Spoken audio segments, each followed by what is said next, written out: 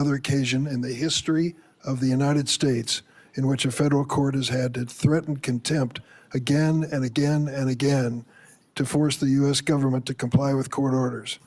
In a sworn declaration, the Trump Justice Department itself acknowledged that your agency has violated court orders more than 50 times in recent weeks in one state, New Jersey. Secretary Noem, is DHS required to follow federal court orders? Yes, sir, and we do comply with federal court orders. How do you explain that your agency has repeatedly violated court orders, as your own administration has admitted? Sir, we follow court orders, and when they apply and when the jurisdiction and decision is applicable to a federal agency like ours. I'm sorry, would you clarify what you ended that with? We follow court orders when they are given to us. Federal court orders we follow, So absolutely. these judges are wrong? No, I'm not saying that they're wrong, and I can't speak specifically to that statement that was given. Let me ask you about DACA. Are you familiar with the program? Yep. Do you understand the people that are covered and protected by DACA have to go through a background check, which includes a criminal check? Yes or no? Yes. You do? Last week, your agency informed us that last year ICE arrested 261 DACA holders and deported 86 of them. We learned about a DACA recipient who'd lived in this country for decades, was arrested by ICE at her green card appointment. In tears, she hugged her daughter goodbye. She was deported to Mexico within 24 hours.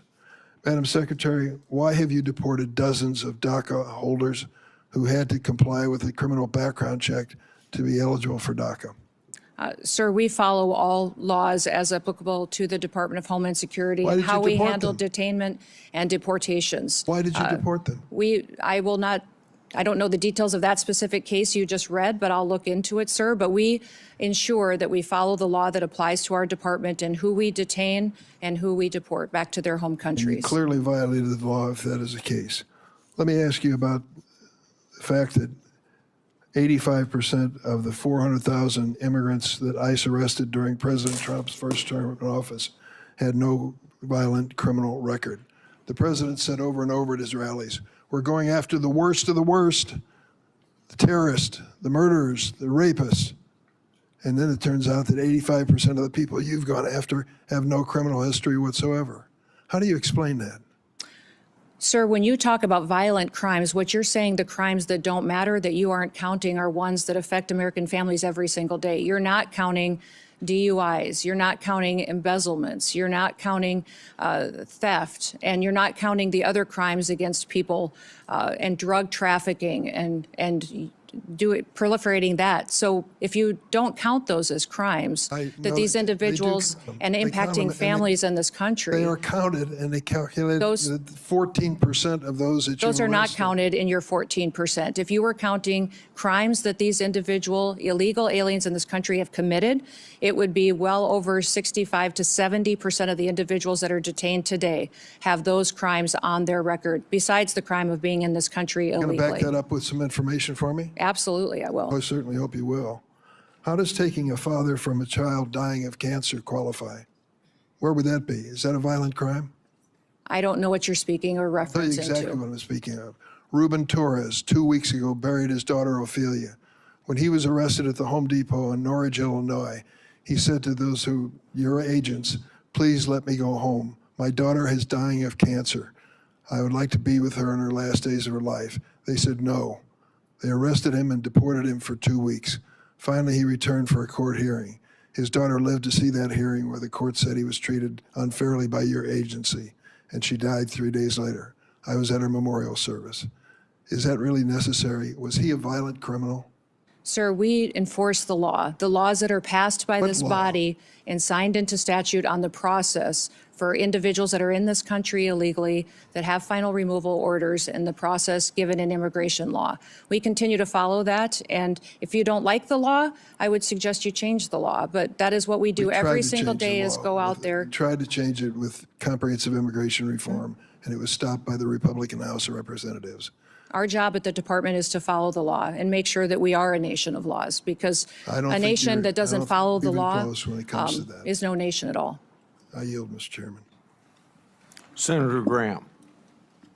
Thank you very much for coming. Can you hear me? Yep, Thank now you. we can. Thanks very much. Well, let's talk about the scope of the problem you inherited here. My Democratic friends said that sensible immigration is what they've been pursuing, talked about the Gang of Eight and a lot of things I've worked on with. Would you say that the 4 years of Biden was sensible immigration? No. I wouldn't either. I would say it's obliteration of the border. 11 million people came into this country during President Biden's term. He obliterated all controls. We sent them all over the country in planes, trains, and automobiles. And what's the scope of the problem you inherited? How would you describe the mess that Biden gave you very quickly? Our country was in a chaotic time and invaded over our southern border. Millions and millions of people came into this country. For 11,000 unvetted. murderers, right? Yes, that is correct. 2,700% increase in people on the terrorist watch list, right? That's correct. During his 4 years, President Biden allowed 2,700% increase of people on the terrorist watch list to come into this country. In 2023, 172. Do you know where those people are? No, not So necessarily. we don't know where they are. They're here, but we don't know where they are because they didn't care if they came and they haven't really looked very hard. So sensible immigration died on Biden's watch. It was replaced by out of control, open border, just absolute chaos. And to all the people on the front row that have lost loved ones, I am sorry. Your family members are a victim of an out-of-control, Democratic-led effort to obliterate the border, and every senator on this side of the aisle, that side of the aisle, did nothing about it. Now, they want to talk to you about problems we've had. Are these shootings being investigated in Minnesota? Yes, they are. They should be investigated in Minnesota. We want to have orderly processes. How would you say being an ICE agent is right now, the stress they're under? I think it's unprecedented for them every day. I think it's miserable. I think it's just a tough, tough job right now. And if they go too far, we will hold them accountable. But I just want the country to know these men and women who are trying to solve this problem that was created by our Democratic colleagues, you have no idea of the mess they inherited. This country was overrun by illegal immigrants, murderers, rapists, and just average, everyday people. How many people did Barack Obama deport when he was president? The total, I 3 don't know, but million. it was more than us. How many of them were violent criminals? So when a Democrat deports somebody who's here illegally, that's good government. When a Republican does it, we're Nazis and fascists.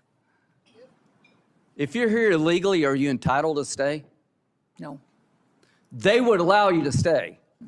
I want you to understand that these people have no interest in cleaning up this mess. In 2026, we're going to have an election about this, and they're openly saying, unless you're a violent criminal, you should be allowed to stay here. Is embezzlement a violent crime? No. Is it a crime without a victim? Yes. If somebody steals your stuff, even though they don't do it through force, is that a crime with a victim? Yes. So all of the Laken Riley, I think she was murdered by a man who was actually in custody. Are you familiar with the Laken Riley case? Yes, I am. Okay, she's a young lady about 60 miles from where I live. The man who murdered her was in custody, was detained by DHS, but was released because they had no bed space in Texas. He went to New York and committed a bunch of crimes. He winds up in Georgia and he murders this young lady. He was in our control. He was released not because he wasn't dangerous, because we had no place to put him. Do you agree those days are over? Yes. Do you agree the most secure border in American history has been achieved by you and those under your control? Yes. Working with President Trump. Are you proud of that? I am proud of that. So we're down to like nobody coming across. We went from a invasion to almost nobody. And I hope the American people appreciate that's a good thing for you. Now we're engaged in military action against the mothership of terrorism, Iran, which I hope will sink pretty soon. Do you think the threat level against the United States is up or down when it comes to radical Islamic terrorists? It's up. It's up? Yep. So you mean they actually may want to come here and hit us because we hit them in Iran? I don't think you have to be, a general to figure that out. Is the Coast Guard without funding? portions of it. We're keeping some of the salaries paid, but So there's no funds in the appropriation bill for the Coast Guard. Is that correct? that is correct. Because your agency is not being funded. It's the one part of the appropriations bill where we haven't agreed on funding. Is that correct? Correct. So FEMA, no money, right? Coast Guard, no money. Really? Really? ICE, they have money because of the bill we did before. The Secret Service, are these people being paid? Yes, they are. They're being paid, but do we have money? Our law enforcement is paid, but their resources, their administrative They're not staff, being their paid out of contracting. appropriated funds Correct. this year, right? Correct. So in the appropriations process, we've got no new money for the Secret Service. Does that make any sense to anybody in America? Can we not understand America is under siege now? Likely to be attacked because radical Islam is under siege and they're going to hit back. And we're sitting here looking at each other and not funding DHS? If you want to reform ICE, great. Count me in. If you want to make DHS more professional, count me in. If you want to investigate bad shootings, count me in. If you don't want to do away with sanctuary cities, count me out. What's a sanctuary city? A city that protects itself from our federal immigration efforts in their city. Are there sanctuary cities and states in this country? Yes, there are. Look at this chart. There are 200 plus sanctuary counties. There are 12 sanctuary states. 8 million illegal immigrants reside in sanctuary jurisdictions in defiance of federal law. A sanctuary city refuses to turn over to the federal government people that are subject to deportation. Is that correct? Correct. They make a choice, these sanctuary states, counties, cities, not to cooperate with federal officials, and the laws have been on the book long before Donald Trump, right? Correct. Do you think it would be good for the country to abolish sanctuary cities and states? I do. Do you believe as long as they exist, it will be a magnet for future immigration, illegal immigration? Yes, I do. So if you're a legal immigrant and you can get to one of these sanctuary cities, states, or towns, you believe you'll never leave. Until you fix this, you're going to have illegal immigrant magnets. Do you agree with that? Yes. Would you urge the Congress to abolish sanctuary cities Yes, I would, sir. and sanctuary states? When it comes to the threat level against our homeland, how would you characterize it right now? Right now, I would say, sir, that we should have our every effort within the Department of Homeland Security out protecting people 24/7, because we face not just enemies from overseas that threaten our way of life and our American values. The Biden administration let them here. They let them in our borders. They're in our hometowns. They are unvetted, thousands and thousands of people that are dangerous criminals, gang members, known and Who's this suspected guy? terrorists. Who's this guy? He is the man that conducted the horrific act down in Austin. Okay, what country did he come from? I think Senegal. Okay, and he was killed in Austin, Texas, right? He was. And the shirt said what? Property of Allah. Property of Allah. And when you went to his house, you found a what kind of flag? Iranian flag. Iranian flag. Wonder how many people are like that here, waiting to pounce. And DHS doesn't have appropriated funds. This is insane. There are more people like this. We obliterated our borders. 1.7 million people came into this country from countries that were designated to be a problem. Special interest aliens. Are you familiar with that? Yes, I am. So 1.7 million came from countries that would make you a special interest alien because of the nature of the country. Libya, Nigeria, North Korea, Afghanistan, China, Cuba. Do you know where those 1.7 million people are? Not all of them. Yeah, I don't know. I don't know where they are either. But they let them in. We don't know where they are. They came from countries that are so dicey. We made you a special interest alien if you came from those countries.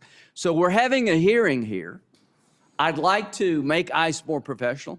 I'd like to make sure if there was a bad shooting, it's documented as such and people pay a price. But I will not apologize to anybody in this room to try to clean up the mess that Biden started and you empowered. We've got to deal with this. We've been invaded. Only God knows how many people are here and what they're up to, and we're not going to stop. We're going to learn, but we're not going to stop because America is under siege, and the idea we're not defunding DHS is insane, criminally insane. Senator Vales.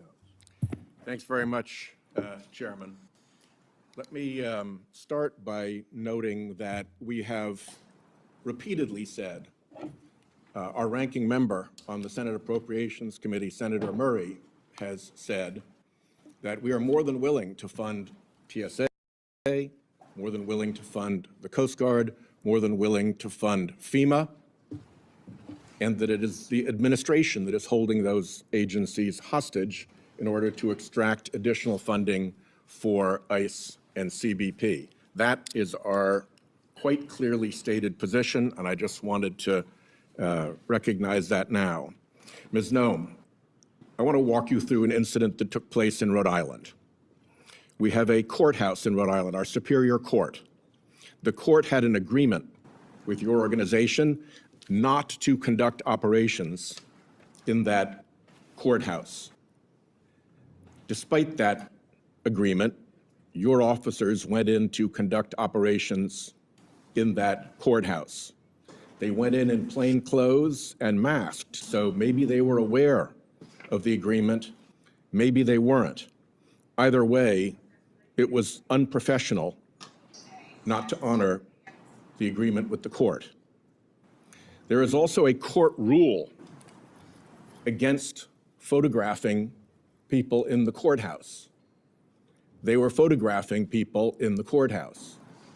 They either didn't know or didn't care about that court rule. Either way, it was unprofessional. They were pursuing an intern and taking photos of this young intern who was not the person supposedly sought. The intern was in high school. The person sought was in his 30s. It shouldn't be too hard to tell the difference. They couldn't. It was unprofessional. A state judge escorted the intern out to his car to take him back to high school. What's up, Bridge? How you doing, bro? The agents didn't What's going recognize on? the judge. They operate against the agreement in a courtroom and don't bother to know who the judges are. Again, unprofessional. They followed the judge out to his parked car, which was parked in a spot reserved for judges. Whether or not they already knew he was a judge, it does not take much in terms of powers of deduction to understand that the person getting into a car in a parking spot reserved for judges is probably a judge. Again, unprofessional.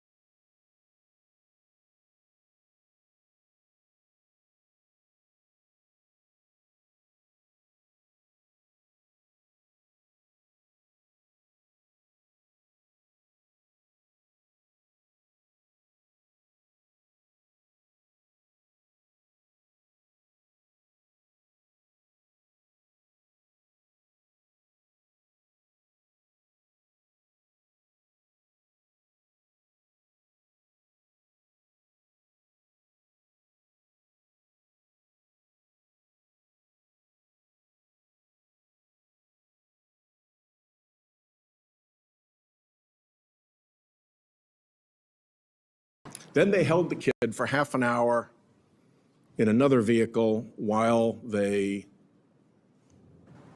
figured out that, in fact, the high school kid was not the 30-plus-year-old person that they were supposedly looking for. Nobody was hurt, but there was nothing professional about that entire exchange. And I would ask you to send a signal down to your folks to stop that kind of dangerous and unprofessional nonsense, particularly in our courthouses. Let me ask you, Why don't you deconflict with local enforcement when you operate? Our officers do. We welcome cooperation from local law enforcement and want them at the state level, at the local level, to cooperate with us so that we can continue to conduct our federal operations That's a different with the thing. safety of the cooperation that comes from those types of agreements. Deconflicting and cooperating are two different things. They can overlap, but they are two different things. You deconflict when you plan an operation in another law enforcement agency's jurisdiction, like here, the court sheriffs, and let them know what you're going to do. This all could have been headed off if you'd spoken to if your people had spoken to the sheriffs first and said, we're concerned about this guy.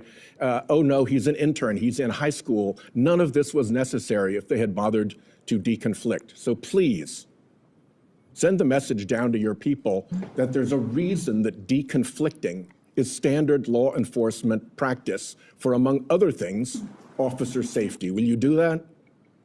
Yes, sir, but I will tell you that our law enforcement are being doxxed at unprecedented levels. So at times we've run into situations in sanctuary cities or in sanctuary states where notifying that local law enforcement on some of these operations has doxxed them and their families and leaked a law enforcement operation, which puts people's lives in jeopardy. So they absolutely want to work with cooperative local law enforcement. About that, and in that case I strongly specifically, suspect that there's a big difference these between individuals, non-cooperation and actual interference with your operations. But I'll reserve that to a question for the record so you can substantiate that. Could you explain this? sir, I'm looking at a picture of an interior, looks like a bedroom. Of an airplane? Yes, sir. You're not familiar with that? These photos are not accurate. If you're referring to the airplanes that the Department of Homeland Security has purchased and are purchasing, we're using them for long-range command and control aircraft that is dictated in statute by Congress for the Department of Homeland Security to have a plane. Luxury jet with a bedroom in it? Yeah, we used a 737. I've been on it once, but it is being used by other administration officials, and it is used for command and control flights for the department. The department has found that in purchasing our aircraft, that we will save the taxpayers hundreds of millions of dollars. Does it have a bedroom in it? In fact, we spent $1.442 billion on ICE deportation flights last year. Does it have a bedroom in it? I believe it's being refurbished and not having a bedroom in it. So it is being refurbished. What kind of deportee justifies being flown out of the country in a luxury jet with a bedroom and accommodations like this? There are aircraft being purchased that will be utilized for executive air travel and for deportations. Well, if you remember in the past, we have used deportations. jets of this size and this configuration for deportations in the past. If you remember In this configuration. By this configuration, you mean with a bedroom and luxury accommodations like this you've used for deportations. Is that true?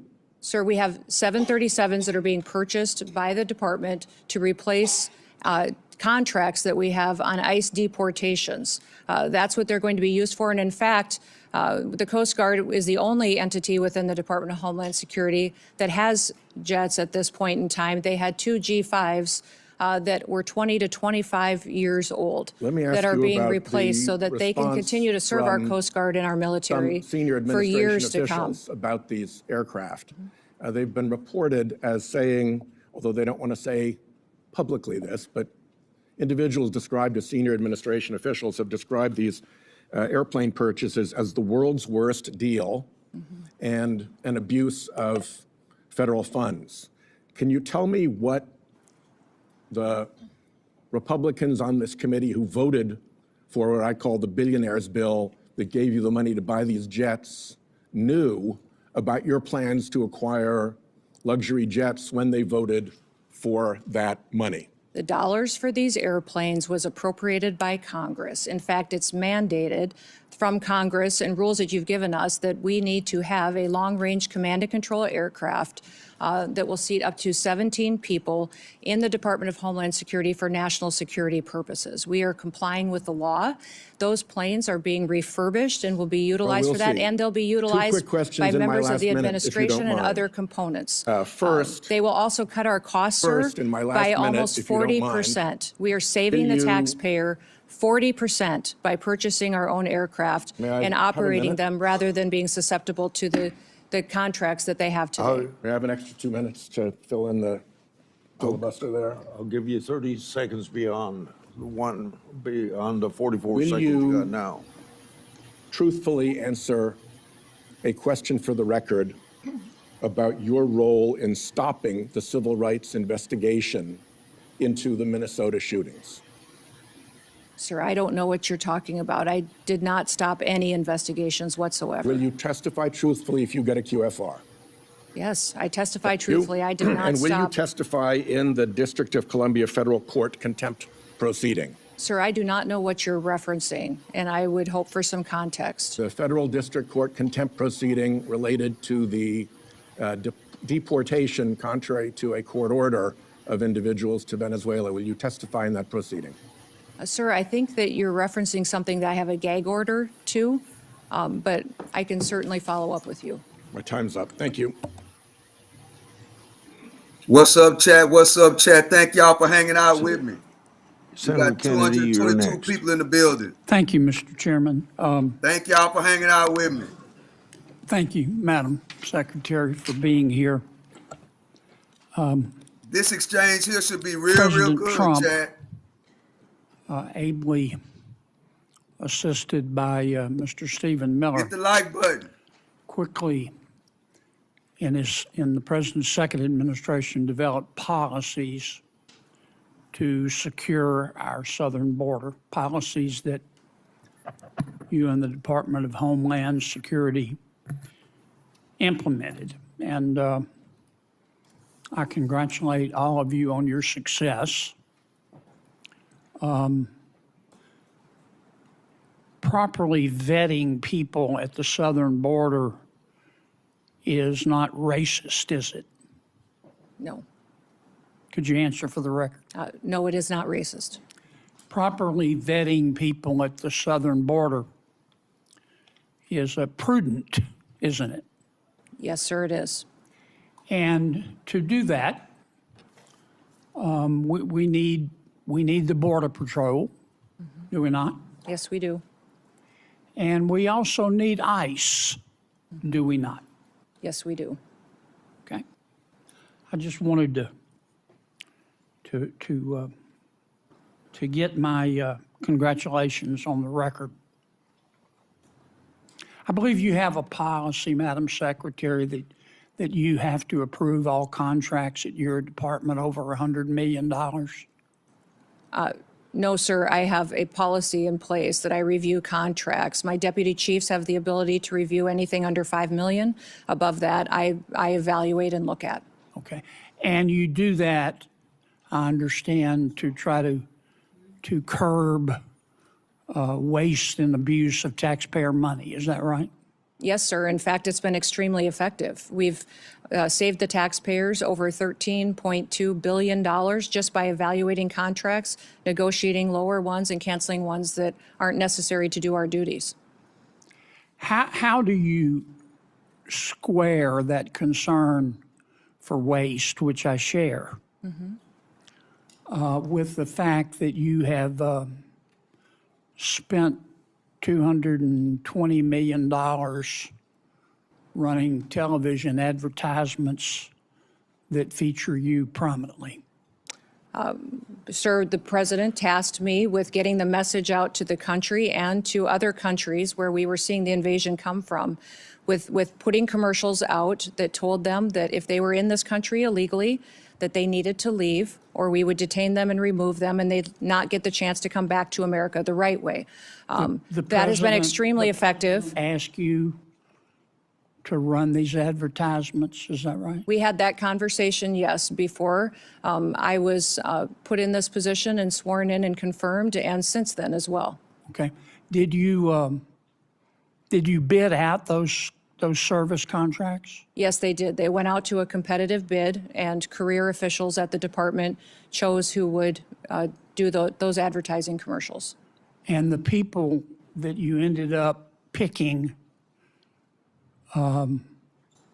were people who had formerly done your political work back in South Dakota. Is that right? No, that's not correct, sir. I think it is. No, it's not, sir. The individuals who, I believe the careers who they chose were two different media firms. There's been conversation about their subcontractors, but we have no legal authority to look into subcontractors on work like that. Okay. And you're saying that you're testifying that President Trump approved this ahead of time? Is that my understanding?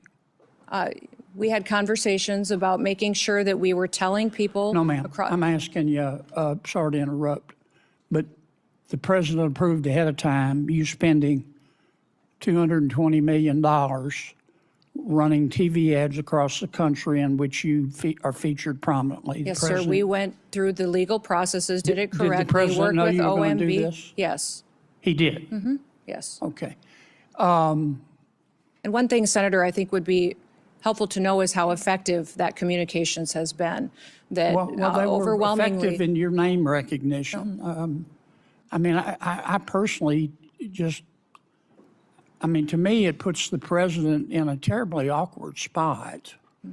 And I'm not saying you're not telling the truth. It's just hard for me to believe, knowing the president, as I do, that you said, Mr. President, here's some ads I've cut and I'm going to spend $220 million running them, that he would have agreed to that. I don't think Russ Vogt at OMB would have agreed to that. It's something we have to defend. I'm on the Appropriations Committee. My research shows that you did not bid them out, that you in fact, one of the people you picked, the strategy group, Safe America Media was a company formed 11 days before you picked them, and that the strategy group got most of the money, and the head of that is married to your former spokesperson. Look, we all have friends who are qualified. I'm not quibbling with that. It troubles me. A fifth to a quarter of $1 billion of taxpayer money when we're scratching for every penny and we're fighting over rescission packages. I just can't agree with, Madam Secretary. Are you still running those ads? No, Senator, I did not have anything to do with picking those contractors. No politicals at the Department of Homeland Security did. I understand. Are you Career still running officials those followed ads? the competitive bid process for that. Are you still running those ads? I think the ads are due to end here in March, I think within a week or So two. they I'm are not sure of the still running? update. The one that is running is focusing on angel families. Have you seen that? It is the one that's talking about this is our why. This is why we work every day. Okay. Is for the angel I've gotta families move and their on. victims that need to. After the two killings in Minneapolis, and I think there's a lot of video on them, Madam Secretary. I think people can see the video and draw their own conclusions. Are you and your department conducting an investigation of those? Thank y'all So for the subscribing investigation to the is being channel. led by the FBI. HSI was involved. In fact, our HSI agents on the ground. I'm sorry to cut you off, but I got. Thank several all at new the time. subscribers for I subscribing to believe the at channel. the If you ain't time, subscribed yet, subscribe to the channel. You said these were We appreciate all the new acts of subscribers. domestic terrorism, is that right? Sir, Welcome to the in answer Freedom to of Speech questions at the channel. press conference that afternoon, it was that it appeared to be. Yeah. But you said these appeared to be acts of domestic terrorism. And as I've said previously in this hearing, But is that first, Madam Secretary, did you say we're that? getting I think it's been information from widely a chaotic reported. scene on the Did you say ground that? and relaying information to the American people. Okay. Now, again, those videos are public. People can draw their own conclusions. I think it'd be safe to say you got some pushback on that. Would that be fair? Yes, sir. And you got some criticism. I'm not saying the criticism was accurate or inaccurate. I think you did. What got my attention was that you blamed those statements on Mr. Stephen Miller at the White House. Did you not? No, sir, I did not.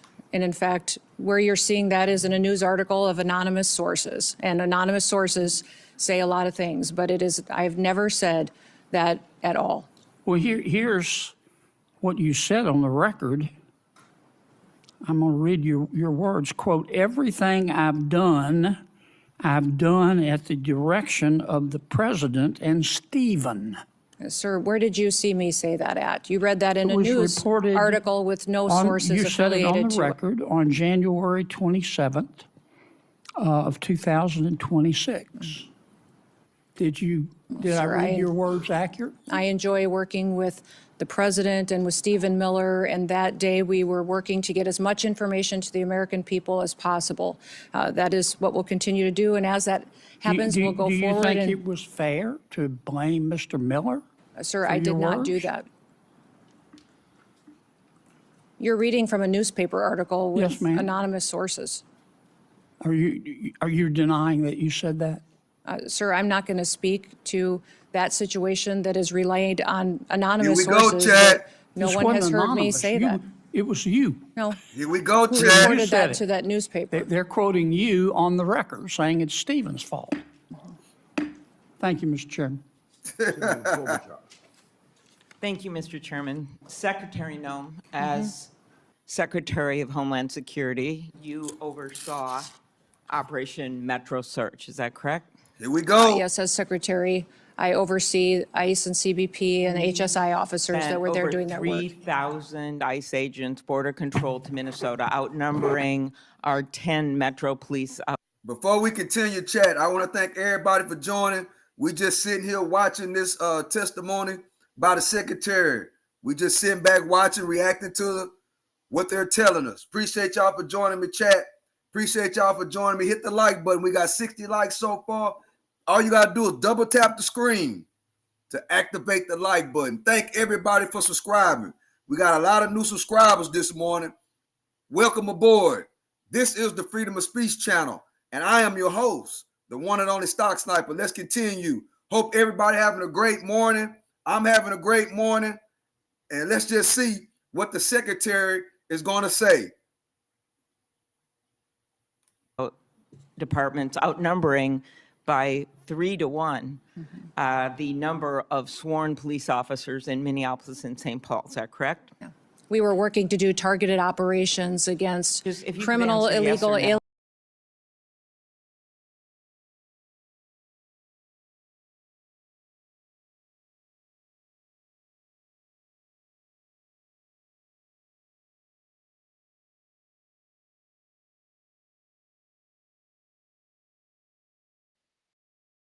Results of shooting were committed by federal agents. Are you aware of that? Yes, I am. So your agents, not only their actions resulted in the deaths of 2 innocent American citizens, but they repeatedly violated my constituents' First Amendment rights to assemble. You say you believe in the Second Amendment right to bear arms, but Alex Preddy was criticized repeatedly by officials in the administration for having a lawful permit to carry and having a gun. Your agents violated the Fourth Amendment rights of my constituents by ramming through doors of innocent people's homes, innocent citizens' home, without any kind of a warrant, and violated the Fifth Amendment right to due process. So as I've shared with my colleagues, if you believe in federalism, in freedom, and in liberty, you should be horrified by what the Department of Homeland Security did in Minnesota. So my first question is, having spoken to Mr. Homan, what is the exact number of DHS agents still in Minnesota? Well, I believe that there is still close to 650 there, counting the investigators that are there, working to get to the bottom of the unprecedented fraud that has been found in the Medicaid Was funding. 5-year-old Liam involved in that fraud? As you know, I am all in on prosecuting fraud. I put in place the U.S. attorney who exposed the fraud under the Biden administration and brought the bulk of the prosecutions, and also recommended to Mr. Blanche that Joe Thompson be the acting U.S. attorney who led those prosecutions and now has left the office because the Department of Justice asked him and many others to investigate Renee Good's wife instead of doing their jobs doing fraud. So what I want to know is, when are you going to get down to the original footprint as promised to us? We're continuing to work at that, although those investigators will continue to stay there to get to the bottom of that fraud, to make sure that those vulnerable people that rely on those programs actually get services from those federal dollars that are spent, that it's not stolen by criminals and used by individuals Okay, to enrich let's use themselves one and send it out of the example here, country. Secretary. Chung-Li Tao, are you aware that agents bashed in the door of a U.S. citizen, a Hmong elder with no criminal record? I can't speak to the specifics of that Did you case. see the photos of that man being dragged out of his house in Crocs and in his underwear? Yes, I did. Do you believe that he was involved in fraud? Do not know where that status of that investigation is. Are you aware that he is a son of a beloved nurse that treated our soldiers in Vietnam?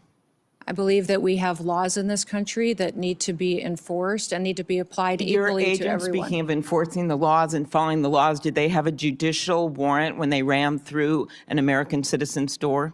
Our law enforcement officers follow the same protocols and procedures that all law enforcement do. Are as you to how aware they that he move tried forward. to show his identification to show that he was American citizen and they didn't want to see it? Again, these officers conduct themselves in processes. If something was done inaccurately, then certainly we will make sure that we correct it and rectify it in the Are future. you aware that the person they were looking for was in prison and had been in prison for years? His Yes, name I is am. Lou That's Ma? a target. Yes, we do targeted operations going after and Do looking you for. agree that it is unacceptable for your agents to ram into someone's door and drag someone out in their underwear and below zero temperatures when they have the wrong guy? Our officers conduct targeted operations and utilize the law processes that are given to them and the You will not answer that tools. you think that's wrong. They needed to identify that individual, and They that couldn't individual. identify him by looking at his identification. Instead, they had to drag him out, throw him in a car, and drive him around for an hour. How about pulling off off-duty police officers, Madam Secretary, every single one of whom made clear who they were? They were people of color, off-duty police officers. In Brooklyn Park, Minnesota, the chief described how one off-duty officer, someone of color, a U.S. citizen, was stopped and confronted by ICE agents with their guns drawn, demanding her proof of citizenship. As Chief Bruley said, I wish I could tell you that this was an isolated incident, but the other chief said it had happened to their own officers. Why were these officers stopped? We have thousands of law enforcement operations that we do every single day. Do you think they were stopped get because they were people of murderers color? and Were they rapists racially and drug profiled? traffickers Ms. off Noem. our streets? When I look at these American families that have been victimized by criminals that we have removed from cities and from communities, I'm grateful for the work that our ICE officers do. And by your Are only you focusing, defending stopping I would like off-duty to hear you police talk about officers some of the of color operations and that we've done dragging a to Hmong bring elder people out of to his justice. home? When you only talk about these situations like this that we are conducting, and you don't talk about the good work that they do to protect people from being victimized by people that are in this country that want to conduct violent crimes against them or take advantage of them. The laws need to apply to everyone, and we're out there enforcing the law. I am a former prosecutor, Context is Ms. Noem, and incredibly important. I have always in every worked with our situation. police well, but that's not what was going. These ICE agents were not following police procedures. After the killings of Renee Good and Alex Preddy, when I spoke to Alex's parents, they told me that you calling him a domestic terrorist, this was directly from them, the day after he was killed. A nurse in our VA, Alex, one of the most hurtful things they could ever imagine was said by you about their son. Do you have anything you want to say to Alex Preddy's parents? We were relying in the hours after that incident that was so horrific on information we were getting from the I ground from just our asked agents. if you had But I would anything you wanted to say to the but I would parents say or to the family that's of what Renee I'm doing Good right after now, is you that called I them domestic can't terrorists. even imagine what they have gone through in the loss of their son and the loss of their family members. But It's how about absolutely specifically tragic. calling them And I domestic sent terrorists them- without any evidence of This. that? Sir, ma'am, I did not call him a domestic terrorist. I said it appeared to be an incident of. I think the parents saw it for what it was.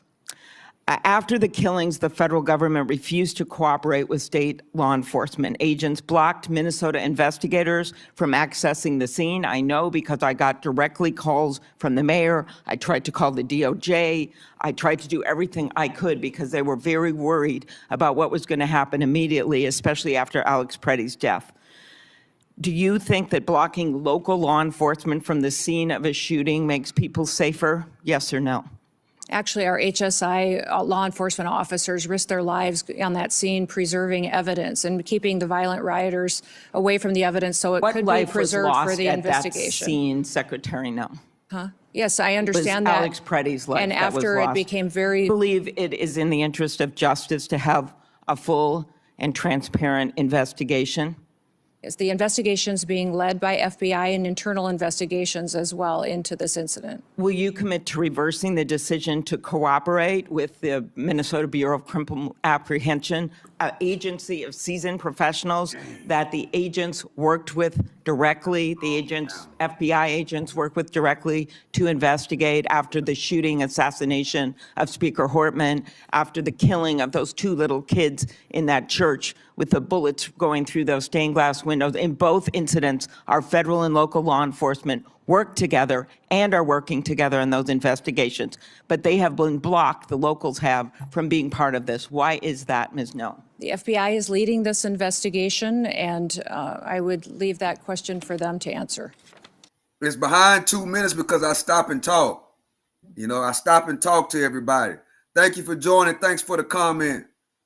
But that's the reason why it's 2 minutes behind, because I stop and I interact with the crowd. I appreciate y'all for joining me. I'm your host, the one and only Stock Sniper. This is the Freedom of Speech channel. If you're just now joining, do me a favor and hit that like button and subscribe to the channel and drop a comment. Let me know what you think about this. And don't forget to vote. Thank you. Before Senator Blackburn, without objection, I'll introduce into the record unaccompanied children case study that the Trump Health and Human Services provided to my office. These records describe horrible cases in which children were forced to work to pay smuggling fees, physical assaulted by sponsors, and denied chance to attend schools. The unaccompanied children case study are further evidence of the previous administration's policies to put children in harm's way. I appreciate the cooperation of the Trump administration. Is there any objection? Mr. Chairman, Proceed. I do not object, but I would like to have unanimous consent to enter into the record the details of the 3 instances where the secretary referred to the victims that we've discussed and as Let me know, engaged in Chad, acts what of y'all think domestic about this so terrorism. far. We have the exact statement, the What exact y'all date think, Chad? and time that you made those statements. I'd ask unanimous consent to put those in the record. On both requests, any objection? No objection heard. Senator Blackburn. Thank you, Mr. Chairman. Madam Secretary, thank you for being here today. And I want to thank you so much for the work that DHS and FEMA have done in Tennessee with the recent ice storm. And I want to provide you the opportunity to respond to what Senator Durbin supported, the Biden immigration policy. We had hours and hours of hearings dealing with such. He supported the Biden DHS. But to me, there is nothing sensible and humane about allowing millions of people to violate the rule of law in the United States. And I yield to you for a response. Yes, well, thank you, Senator. When you look at the Biden immigration policies, I think Senator Durbin is ignoring the consequences of illegal immigration. Over 30% of the young girls that crossed that border during that invasion were raped and brutally harmed by people along the way. There's nobody that crossed that border, came in from Mexico, that didn't have to pay a cartel member to get into this country. Those cartels have been enriched and made sophisticated and professionalized by the money that Joe Biden facilitated putting into their pockets by allowing that invasion to happen and funneling people into the cartel's hands. I also would say that 4,000 people died during that invasion when people were coming into this country, died because of the inhumane circumstances that were going on, from the heat that they were having to deal with, from drowning in the river. It was not humane what we saw being facilitated by the Biden administration. So every day, the people at the Department of Homeland Security get up to defend this country and our borders and the citizens that live here. I know, Senator Durbin, that you appear to be very concerned about illegal immigrants that are in this country. I will tell you that as a Secretary of Homeland Security, I am very concerned in doing my job and protecting American citizens. That's my number one priority, and I will continue to enforce the law and make sure it applies equally to everyone that's in this country. Thank you. Joe Kent, who is the director of National Counterterrorism Center, last year told the House Homeland Security Committee that there are at least 18,000 known terrorists that are here in this country. And I've heard from Tennesseans all weekend long about their concerns. The attack in Austin was really quite unsettling. And the awareness that there are these terrorists that are among the citizens here in our country. So would you lay out, not only for this committee, but for the American people, what steps are you and your team taking right now to make certain that we apprehend, detain, and prosecute these terrorists before they have the ability to conduct any act of evil? Well, Senator, when you let millions of people into this country unvetted, you truly don't know how many dangerous, known and suspected terrorists there may be in this country. We continue to do our investigative work. We continue to look at individuals that are here that may be committing crimes and working with local and state law enforcement where possible. What I would say is anybody that we know that the Biden administration has given green cards to or naturalized. We're going back and re-vetting those individuals, those who came in under refugee programs. We are re-vetting those individuals and interviewing them and talking to them to ensure that they are someone who is here appropriately and they didn't come in under a program that was abused by the Biden administration. We continue to use our intelligence and analysis department under the Department of Homeland Security to gather intelligence and cooperate with other intelligence agencies and with the FBI to go after and to prosecute those who would wish to do us harm.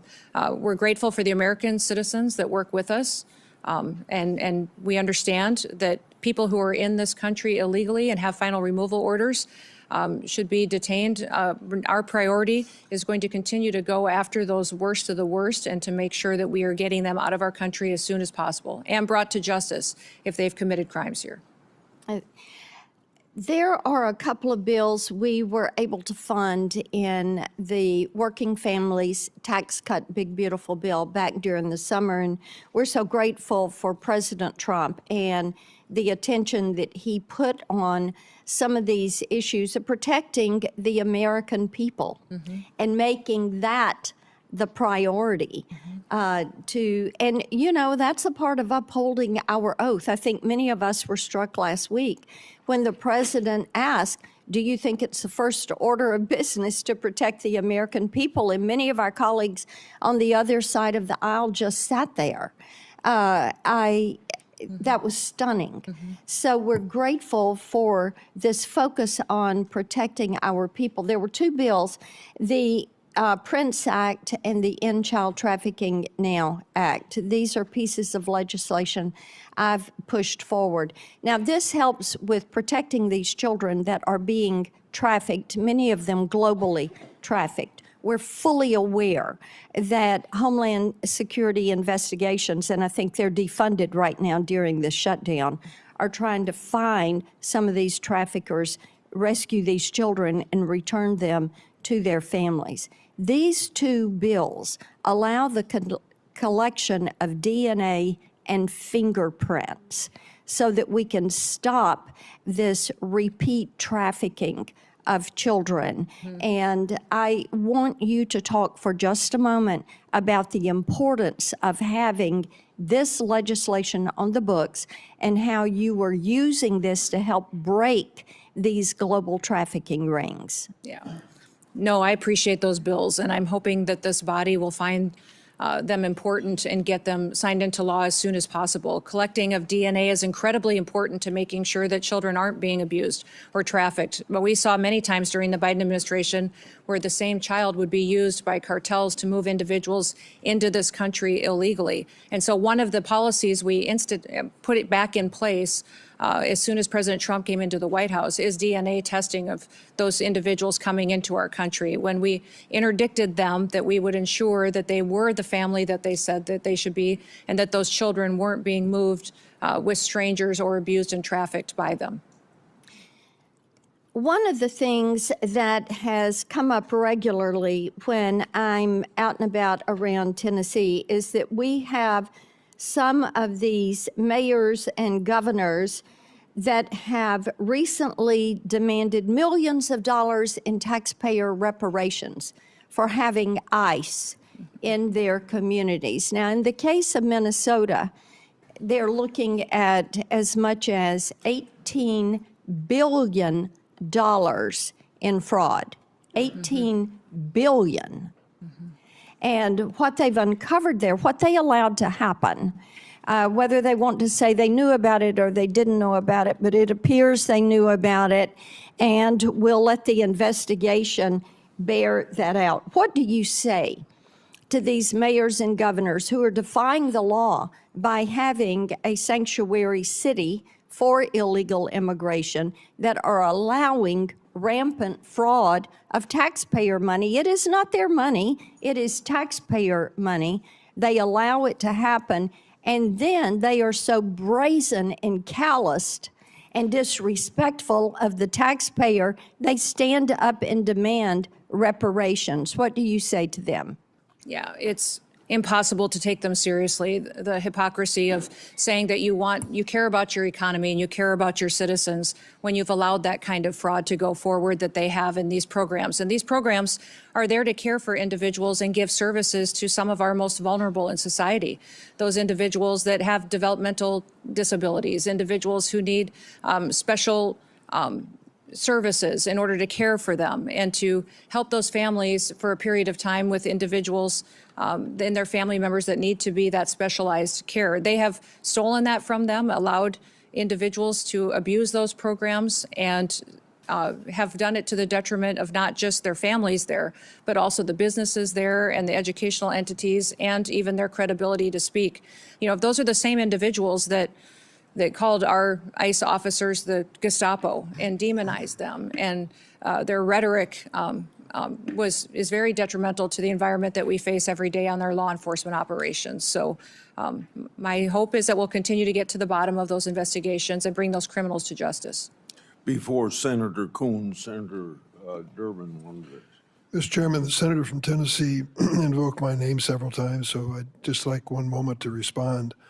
What she said is simply inaccurate. I didn't mention the Biden administration at all in my opening statement. What I said, and I still believe, is that if we work together in a positive, good faith, bipartisan effort, we can come up with a sensible, humane immigration law for America. You've heard the witness say repeatedly, we write the laws. She's correct. We need to accept the responsibility of writing a law that is sensible for this country. What I think is happening now in this administration is neither sensible nor humane. I yield. Senator Coons. Thank you, Mr. Chairman. Madam Secretary, thank you for appearing before us. It is your duty and mine, all of ours here, to protect our American homeland and our citizens, but to do so in a way that is legal, that is humane, that is effective, and principally constitutional. So let's get to that. Foundational to the administration's entire immigration agenda and to everything we've seen in the streets of Minneapolis and other cities across our country is your pursuit of higher and higher numbers for deportation.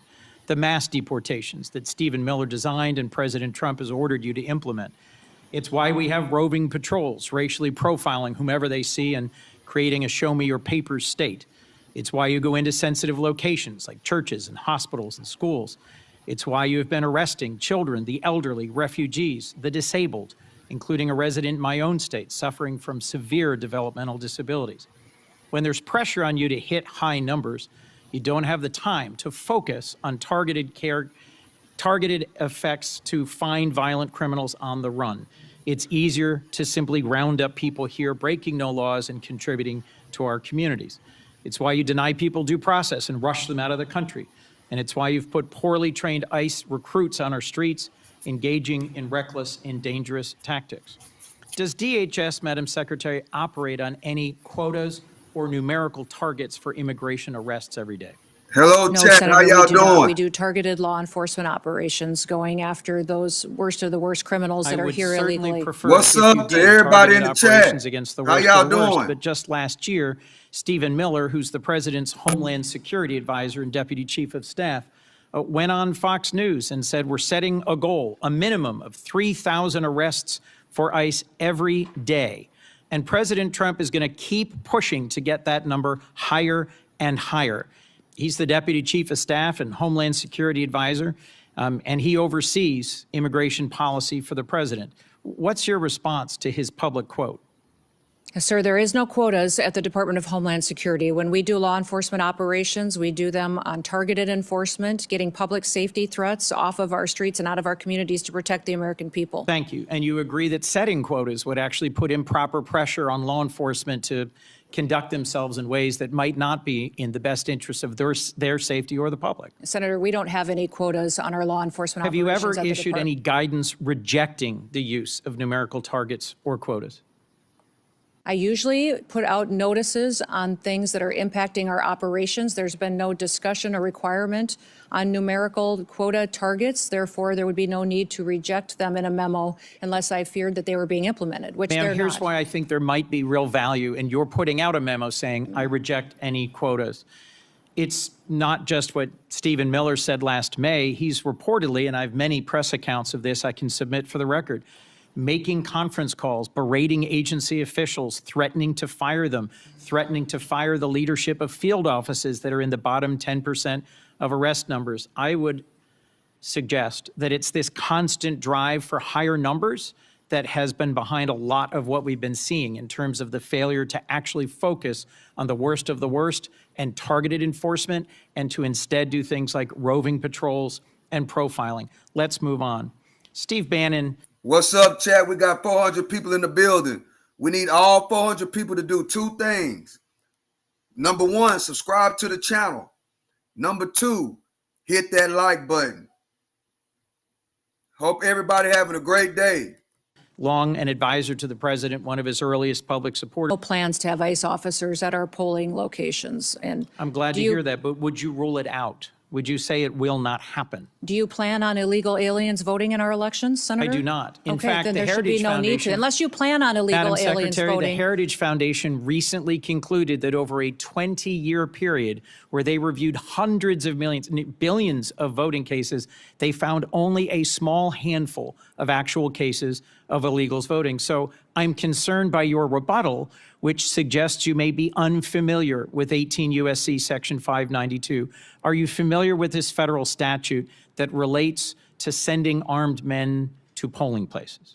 There are no plans to send any of our law enforcement officers to But polling Madam Secretary, locations. you're sir. clear it would There be a have been federal illegal crime for aliens. you to do so.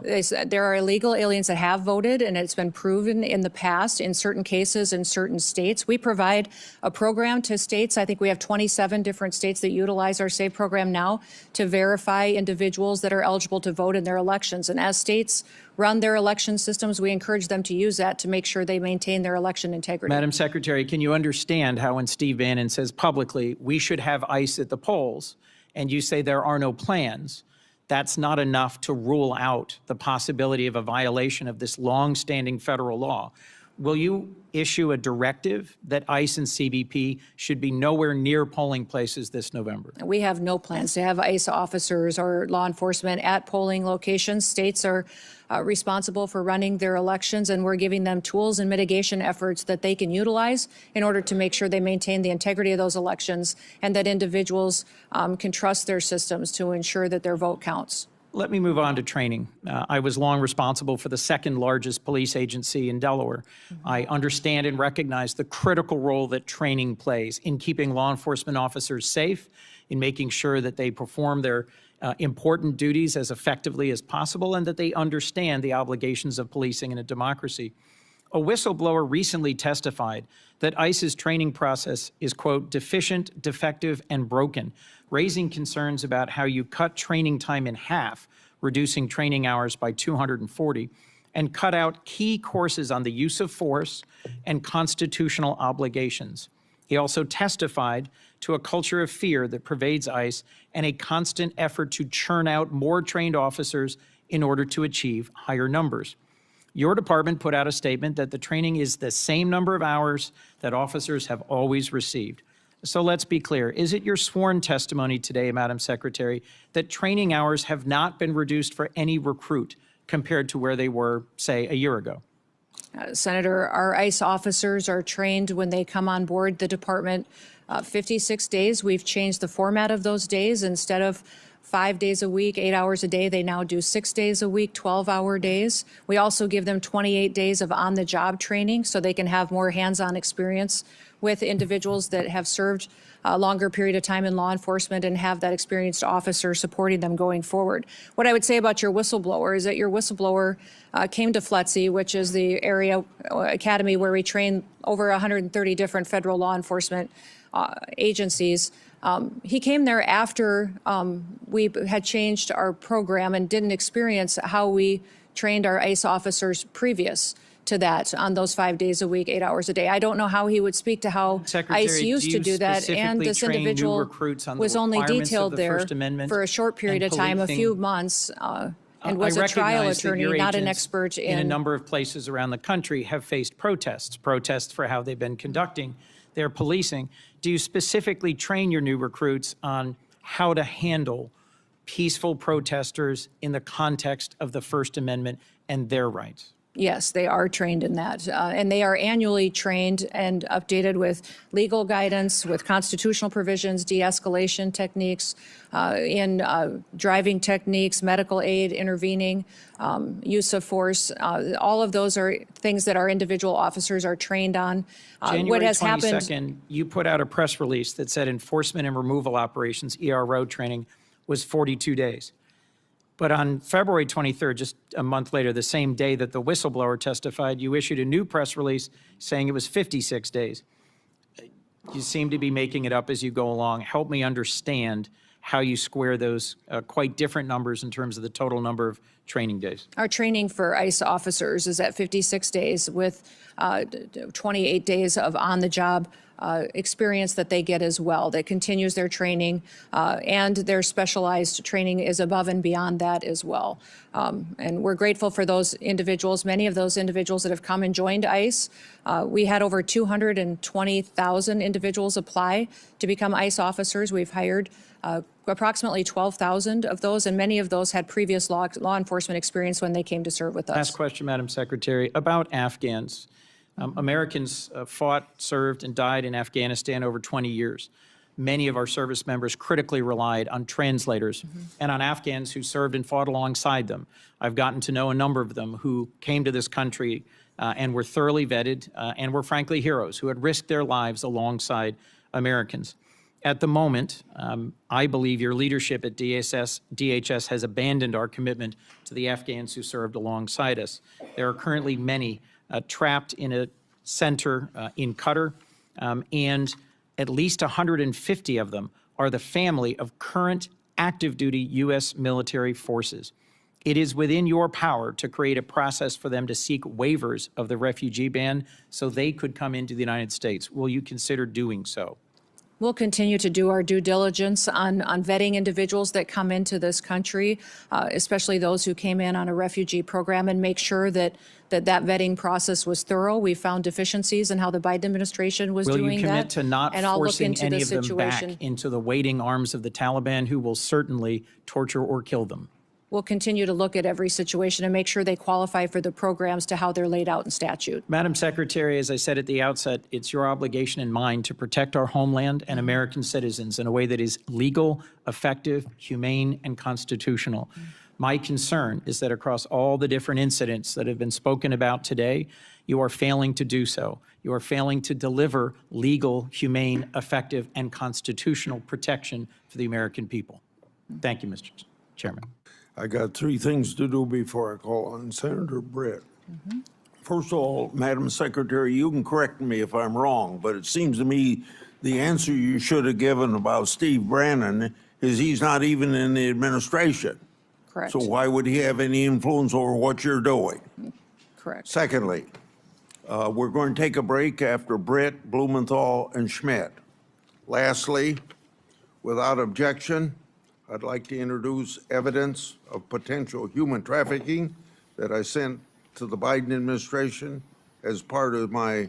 All right, Chad, I thank y'all for joining. It's been real information, Over a decade. real I've exposed how education children and entertainment. in this category Appreciate and the y'all for program joining. associated with them have been subject Thank to y'all for harm, kicking it with me. abuse, and even sex If you're just and not labor joining, trafficking. please Thanks subscribe to the Secretary channel. Noem, Trump Thank administration. all the new subscribers. Greater Thank y'all. transparency has finally been brought to this issue. They're Senator get ready to Brett. take a break. Thank you, Mr. Chairman. Thank you, Madam Secretary, for being So here I today. need To y'all to echo what my subscribe to colleague the Senator channel Kennedy said, I and hit the appreciate notification you bell. actually So securing our order. when we pick The up work with that part President 2, Trump has done, you'll and be you notified. alongside him to make sure that we don't have This is the just Freedom of Speech an channel. actual invasion happening every day, like we saw under the Biden administration. I believe we had about an average of 5,000 people a day that came over the border during the Biden administration. watching this together. Many of which are Chad, unaccounted we for. watching this together. When we're looking at kind of what is ahead of us, I've heard Senator Blackburn and others kind of bring this up to you, but I am thinking about the children that we know So that what do came you think about the unaccompanied. first Many half of them with a phone number written on their arm or taped of to Noem them. testifying? Senator What do you think Blackburn about mentioned it? that the Let me Biden know in the chat. administration did away with the DNA policies. We know many of these children have been trafficked into our interior. You mentioned the rape, that 30% of women, is that right? That came correct. across our border were most likely raped in the process. The 4,000 people that died, the inhumane circumstances that were created, and the enriched cartels as a result. As a result of 4 years of the Biden administration, the cartels were stronger and more prosperous, and unfortunately had a greater grip on our interior. It is your job to make sure that we unwind that we keep American families safe, that we abide by the law, that we enforce the law. The way we do it matters. We have to do it the right way. But there are countless families sitting behind you who have either had a loved one injured or lost because of the lack of enforcement of the previous administration. Do you commit to me today that you will ensure that no family has to go through this again, that you will use the tools at your disposal the right way to protect American citizens? Yes, I will use every tool I have available to make sure that we're protecting as many Americans from having to go through what these families have had to go through. And Secretary Noem, I want to talk to you about these children. Where are they? Yeah. We didn't have hearings about them under the previous administration. I want to know where they are. How many children do you think are in our interior unaccompanied for? Are they being sex trafficked, labor trafficked? Where are they? Yeah. And how many have you found? And what is your plan to find all of them? Every one of those children deserves to be seen, deserves to be found, and I appreciate the president's commitment to making that happen. I want to know what you're going to do to follow through with it. We're going to continue to do our work. We found 145,000 of those children so far, identified them, returned them back to their loved ones, and taken care of them. We will continue until we find every single one of them. The Homeland Security investigations teams are the most specialized law enforcement officers for getting into these networks, these trafficking networks, and making sure that they're not just finding one child, but finding the network that is trafficking hundreds of children, and make sure that we're bringing them back home and helping them heal. Well, let's actually talk about HSI. We have heard ICE be vilified across the nation, called Nazis, called Hey, what's up, Gestapos. ATM I want Tim? to talk about ICE HSI for a second because you just mentioned it. When we are looking at finding child predators, when we're looking at finding people who are exploiting children, when we're looking at cyber crimes, human trafficking, when we're looking at drug smuggling, weapon smuggling, HSI does the hard work, do they not? Yes, they do. I want you to see behind me. These are some of our most notorious and high-profile criminals in recent years. Sean P. Diddy Combs, El Chapo, R. Kelly, Jared Fogle, Josh Duggar, the Merchant of Death, Victor Boot. And what do all of these criminals have in common? All of them were brought to justice with the help of ICE, HSI. Does that sound like the work of Nazis or Gestapo, Madam Secretary? No, it does not. This sounds like an agency that is working for the American people, who is taking bad actors off the streets and is doing the hard work for our most vulnerable. Can you speak a little bit to the work that you've seen HSI do? These HSI officers are, I believe, the most exceptional law enforcement officers that we have at the federal level. They specialize not just in identifying sex traffickers and human traffickers, but also any kind of money laundering, financial investment. They partner with our other intelligence agencies to use that information to build cases that we then win in prosecutions and hold those people accountable. And they all have families. They all have families that they care deeply about, and when you talk to them, they will go on and on about how they do their work to make sure that families in the United States can be safe and that they have a future and they can walk down the streets and continue to be entrusted that their kids won't fall victims like they see so many times in their work when they do these types of cases.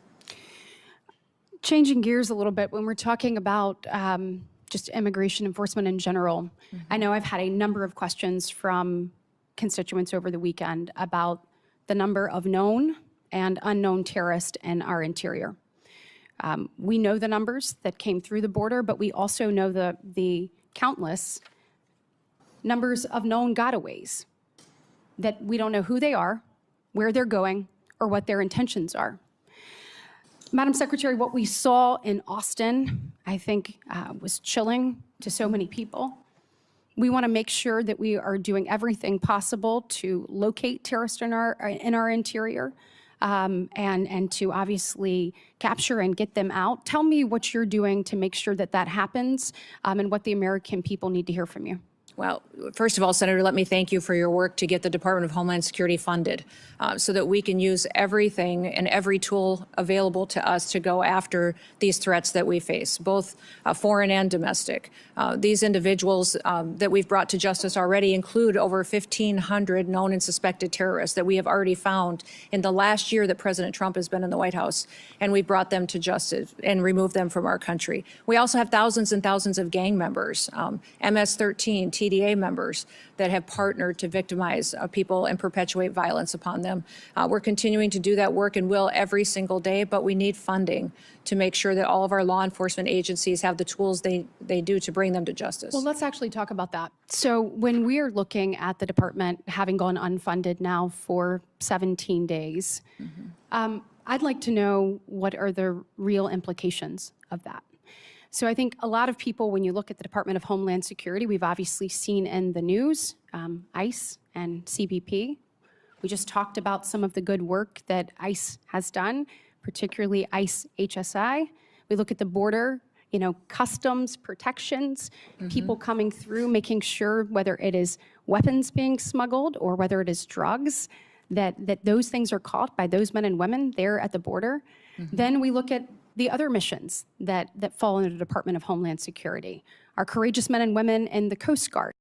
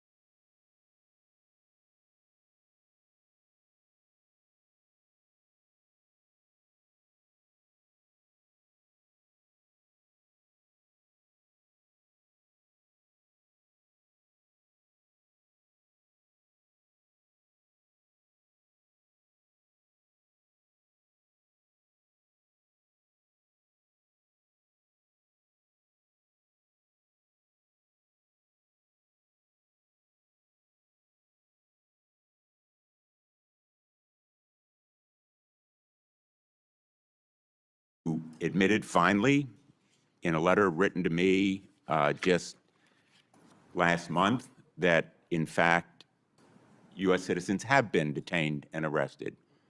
I'm going to We ask, back, Mr. chat. Chairman, My that fault. I number be unplugged the entered whole into the thing. record. Thank you. You put the number as 38. Far more American citizens have been arrested by ICE and CBP, probably in the hundreds, perhaps the thousands. Have you met with any of the American citizens who have been detained or arrested by your agency? The individuals that may have been detained and arrested were individuals that could have been obstructing law enforcement operations haven't met and with committing them, crimes correct? that way, and that we would have I'd like been to individuals introduce you to until their three of identity was them. confirmed. Leo, Javier, and Marimar, would you please stand? These three individuals, Madam Secretary, were arrested by your agency, Leonardo Garcia Venegas, Javier Ramirez, and Marimar Martinez. Do you know what your agents did to Leo Venegas? I'll tell you.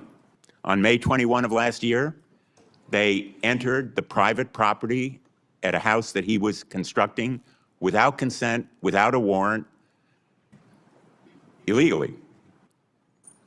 Again, on June 12th, they entered private property, a home where he was doing construction. He is a United States citizen, born in Florida. They seized him and ignored and disregarded his proof of citizenship. Wouldn't you agree with me that no U.S. citizen simply working lawfully should be arrested? In law enforcement operations across the country, there are times when U.S. It's a citizens simple yes or may no. be arrested or detained until Would their you agree identity with is me, confirmed Madam and that they Secretary, haven't that committed a U.S. crime. citizens should not be arrested when they are obeying the law, they have no criminal record, and they are engaged in a lawful activity? Sir, in situations where law enforcement, regardless of the agency across the country, when there is probable Let me cause, tell an you about individual Javier may be- Ramirez. Do you know what your agents did to Javier Ramirez? He was on his own private property when he was assaulted by masked agents, his own property. Without a warrant, without consent, they said, get him. He's Mexican. He was violently slammed into the ground while being handcuffed and taken into custody, despite telling officers that he is a United States citizen and even That's wild, showing Chad. them his passport. And when he was asked what he was being arrested for, you know what they said? We don't know. Wouldn't you agree that targeting someone just because he is or looks like he is Mexican when he is a United States citizen is wrong? Senator, we do not target people based on their race or ethnicity. We do targeted operations Well, based on criminal backgrounds and this story information goes that we on, have. Madam Secretary. Javier was detained for over 4 days. He was denied medicine that he needed for severe diabetes. He lost consciousness. He had severe hypoglycemia. Wouldn't you agree with me that medical treatment should have been provided to him? Senator, Denied. medical treatment is provided to individuals wasn't in our for him. processing and Wouldn't you agree that detention was wrong? centers. There's gonna be a Within couple 12 people here. hours, they have a medical examination. We get them the prescriptions and medication that they need. They also have a full Will you evaluation. commit to take including- action and to look into why he was denied medical treatment? Yes, I will look into that case specifically for you, Senator. Marimar Martinez is with us today as well. She's standing right behind you. She was on her way to donate clothing at her church when she came across an unmarked car. The agents sideswiped her car. 3 masked agents in camouflage stormed out, and one of them pulled out his gun and fired at her moving vehicle, hitting her 5 times. She almost bled to death. Wouldn't you agree that shooting Miramar Martinez on her way to donate clothing at her church, a United States citizen from Chicago, is wrong? That's crazy, Chad. If they doing that, coming up on people and calling them out by race, you know, I think that's kind of wrong. If that's really happening, then they need to try to change the way they interacting with these people. We got 280 people in the building. Y'all do me a favor right now at this time is subscribe to the channel. It's finna get ready to be a break. I think this is the last person before we go into a break. So subscribe to the channel and cut on the notification bell because we're going to bring this back when they come back. I guess they're going to take a lunch or whatever, and we're going to come back and continue with this. Let me know in the comment section, what do you think about what he's saying right now? Sir, I don't know the situation or the case. I'll look into it to ensure that all Well, the I'm glad procedures are you'll look followed into properly. it. Miramar, by the way, was falsely charged with impeding law enforcement, but the case actually fell apart. The judge dismissed it as being trumped up. He dismissed it with prejudice. And in fact, the agent who shot her, I'm not going to name him, but you know who he is, was quoted on social media the day or so afterward. And he said, quote, "I fired 5 rounds and she had 7 holes. Put that in your book, boys." And quote, "Cool, I'm up for another round of around and find out." Wow. Will you join me in condemning that agent? Sir, that situation, I don't know the details of, but I will look into that. I don't know why you can't join me in saying it was wrong to shoot Miramar, almost cause her death, and then brag about it. Wouldn't you agree with me that it was wrong? Sir, the way that you have portrayed it, it appears to be, but let me look into the case so I can speak to the specifics of it. In fact, apparently, contrary to what you just said, you actually supported the agent who shot Ms. Martinez 5 times. He's quoted as saying, when he was asked, everyone has been supportive, including Chief Bovino, Chief Banks, Secretary Noem, and El Jefe himself, referring presumably to President Trump. Wow. Is the agent who shot Ms. Martinez still on the job? Sir, our law enforcement officers conduct operations every day according to procedures and to training and the experience that they have. When there is the agent when there is something that who is not shot done Ms. properly, Martinez still on the job carrying a gun? I don't know the details. I will find out and get that information to you. Would you agree with me that he shouldn't be on the job I carrying will a gun? look into this case and get back to you on the details. I'm I not think familiar Americans with it. would find it absolutely terrifying that that agent is still on the job Wow. carrying a gun. And the fact that you can't tell me that you will take him off? Sir, do you know who Angel Samanago is? Do you recognize that name? You know, This is I an think individual we're talking about that was trying to change the murdered subject. in Oh, your bro. state by an a illegal violation alien, of rights and trust. duct taped. The answers are It looks like Chad, are y'all hearing this? She's trying to change it. She's trying to get this subject out of the way and try to bring up something else. I gotta rewind this whole segment of this right here, Chad. We have to understand what is going on. I gotta rewind this. Just this little segment. This is crazy.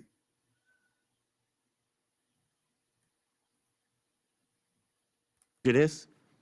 And in fact, the agent who shot her, I'm not going to name him, but you know who he is, was quoted on social media the day or so afterward. And he said, quote, "I fired 5 rounds and she had 7 holes. Put that in your book, boys." And quote, "Cool, I'm up for another round of around and find out. Will you join me in condemning that agent? Sir, that situation, I don't know the details of, but I will look into that. I don't know why you can't join me in saying it was wrong to shoot Miramar, almost cause her death, and then brag about it.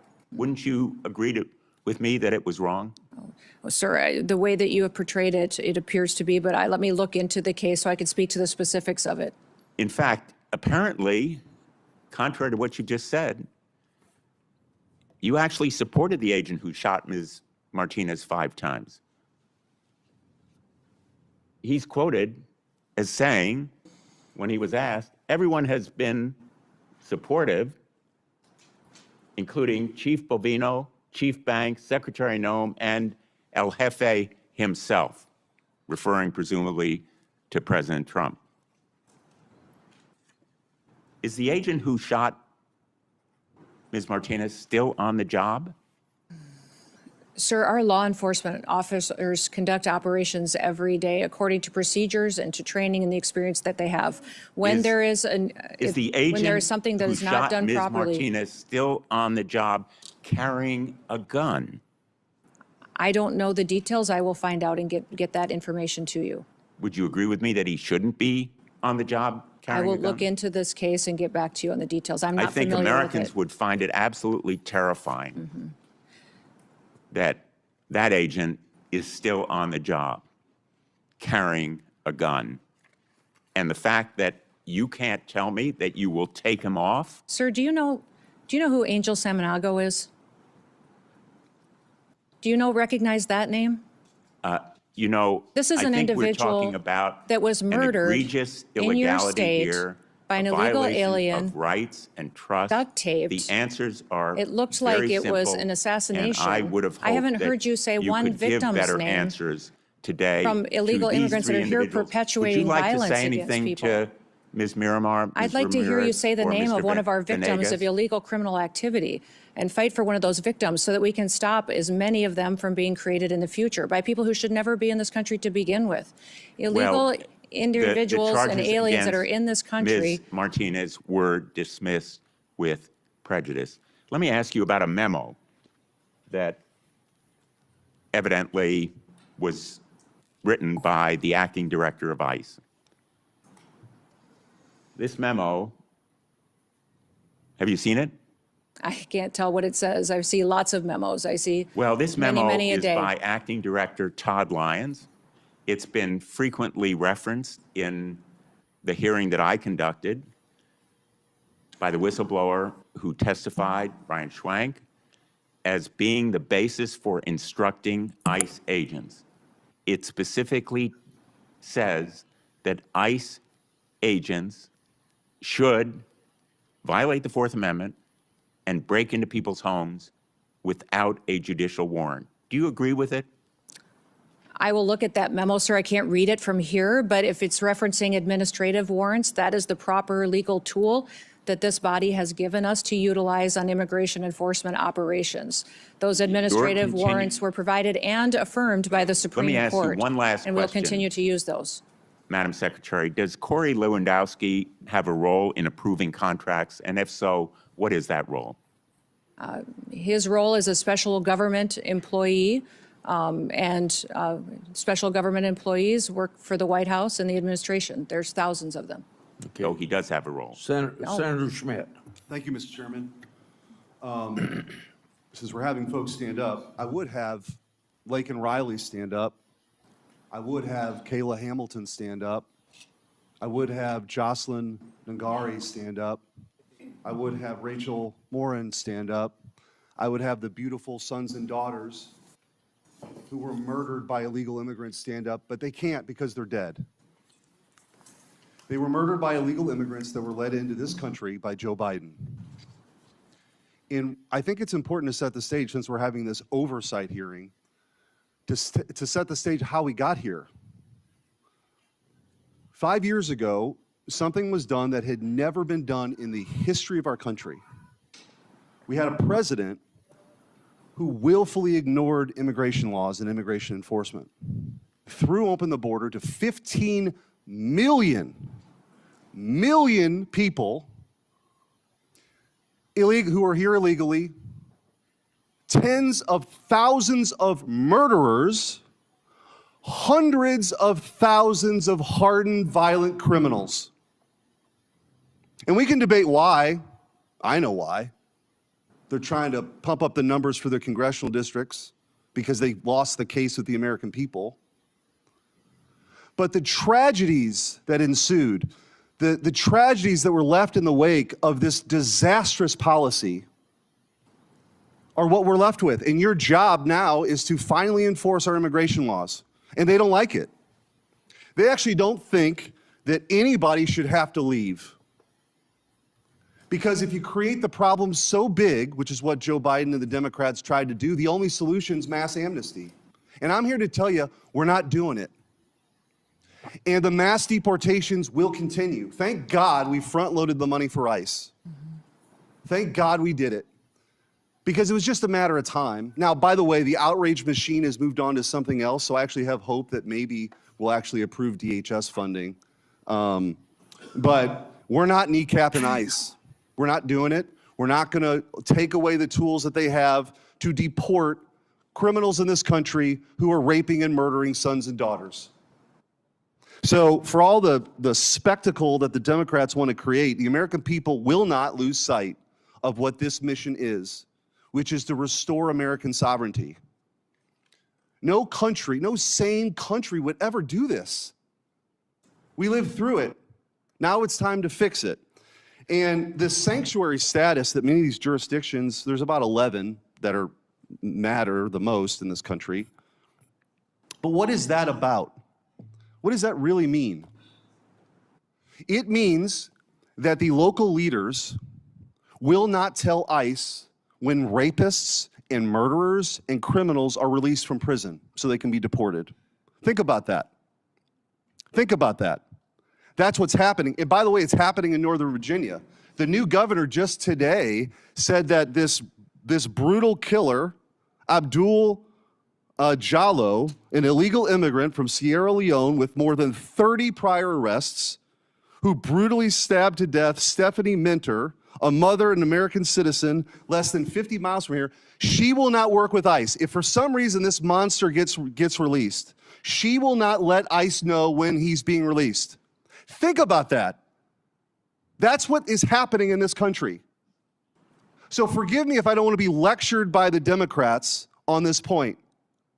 I would think in a different time, in a different place, that we could all actually agree that if somebody is here illegally and they're being released from prison, that we would let federal law enforcement know about it. Apparently not. And so if you want to know why we had the flashpoint in Minneapolis, it's because it's a sanctuary jurisdiction that wasn't letting anybody cooperate.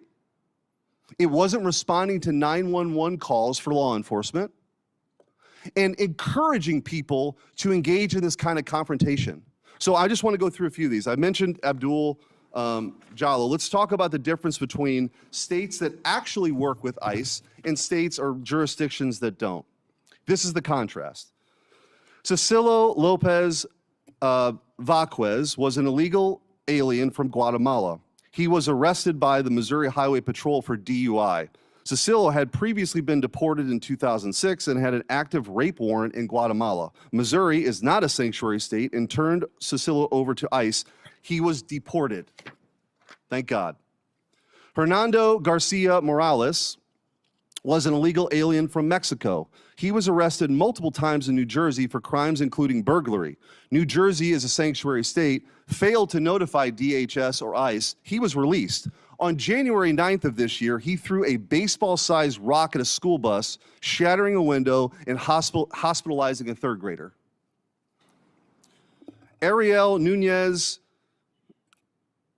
Figueroa was an illegal alien from Mexico with an arrest warrant tied to the murder of 43 students at the Ayotzinapa Teachers College. ICE arrested him in Houston, Texas, not a sanctuary city. DHS deported him on March 6th. Christian Espinozo Sarango was an illegal alien from Ecuador, arrested in New Haven, Connecticut for sexually assaulting a minor. He was charged with multiple serious offenses. Connecticut's sanctuary laws prevented cooperation with ICE, and he was released into the community before being rearrested by ICE. Mayama Sese was an illegal alien from Liberia. She was a former rebel commander linked to war crimes, including recruiting and leading child soldiers. Despite a removal order entered in 2022, she was not taken into custody by ICE until April 19th of 2025. The previous administration refused to deport her. She has now since been deported. Hector Balderas Ahorne was an illegal alien from Mexico arrested in California for a felony hit and run that killed an 11-year-old boy. California, a sanctuary state, rejected DHS's detainer. Hector has a bond of $100,000 that could allow this guy back on the streets. We don't know. If he's released, they're not going to tell ICE.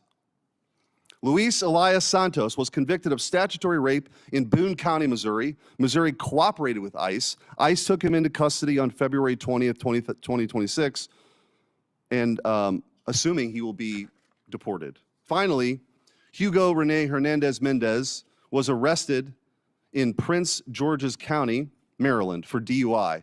The county did not cooperate with ICE and released him. Months later, he murdered Dakara Thompson, a 19-year-old woman. She would be alive today had Maryland cooperated with ICE.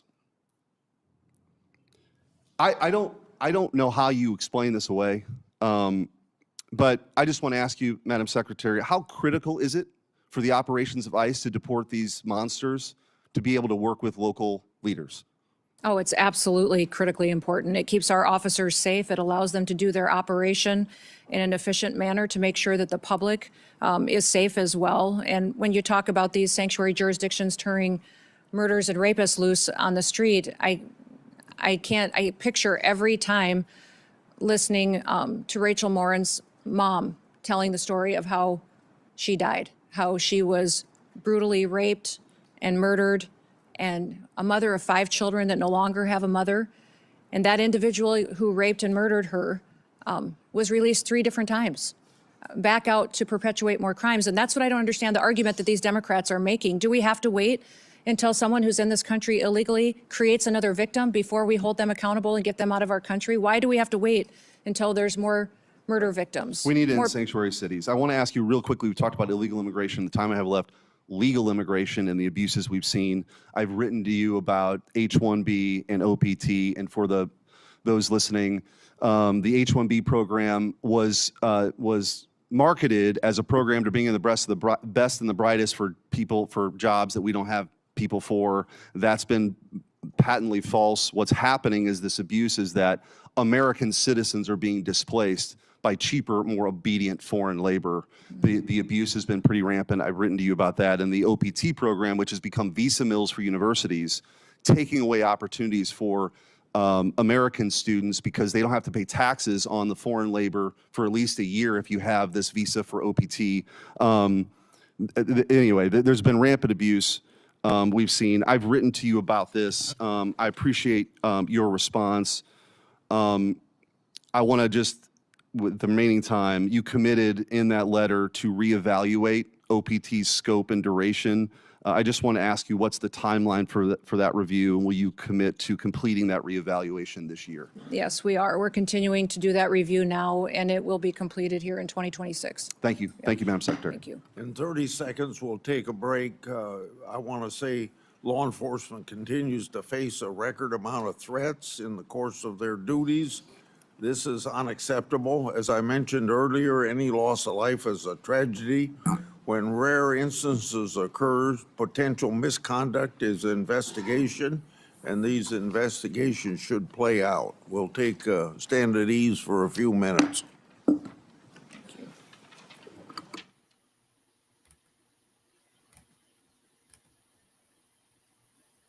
Wow, Chad. That was a epic hour and 45 minutes, if I should say so myself. Man, the thing about it, as I react to the main thing that stood out to me is those text messages and how those ICE agents were presenting themselves. I must admit it, Chad, that didn't sit well.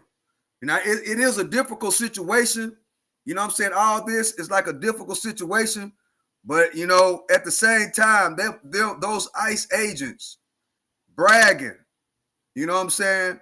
Bragging. And then the cold thing about it, Chad, is that Secretary Noem avoided the question and just changed the subject when he was talking about those text messages. So that right there is the main thing that I got out of this, is that they just walking up to the people, calling them out by race, you know, and bragging about how many bullets that they put inside somebody. 5 out of 7 ain't bad. Y'all heard it. Y'all seen the text messages, you know, and for her to avoid it and start talking about a whole different situation, in my opinion, that was out of line, you know. But at the same time, Chad, in my opinion, it is a wild situation, because we know that they were letting people come over here illegally, and in a lot of cases, they were tampering with the paperwork. You know what I'm saying? They were scamming on the paperwork. So it is a difficult job that they have to do to try to get these people out of the country. It's very, very difficult and very, very emotional, you know? So that's what we got to think about that. I appreciate everybody for coming and rocking with me. We're going to try to bring this up again. They're in break right now. So we're going to bring this up again. So what I need y'all to do right now, 208 people, 133 likes. Y'all subscribe to the channel. I appreciate y'all coming and kicking it with us. All we doing is just watching and reacting and getting information on what's going on. How you conceive it, that's on you. But that's what we're doing here. We're just watching as a collective group. We're watching and analyzing what's going on, you know, and as a lot of people should agree, it's always on, everything was on the text messages. So that was big segment right there. You know what I'm saying? So what we're going to do right now, chat, is we're going to take a break. We need all 300 people to subscribe to the channel and hit the notification bell. This is the Freedom of Speech channel, and I am your host, the one and only Stock Sniper.